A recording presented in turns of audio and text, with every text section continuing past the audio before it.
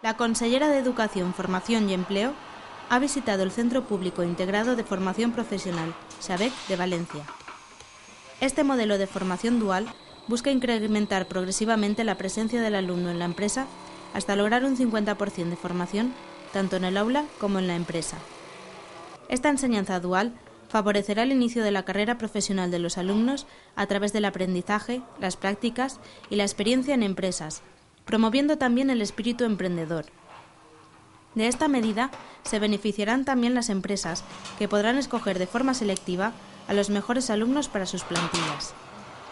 La Consellería de Educación, Formación y Empleo ha ofertado para este curso un total de 127 titulaciones de las 144 existentes en el Catálogo Nacional de Formación Profesional, lo que supone un 90%.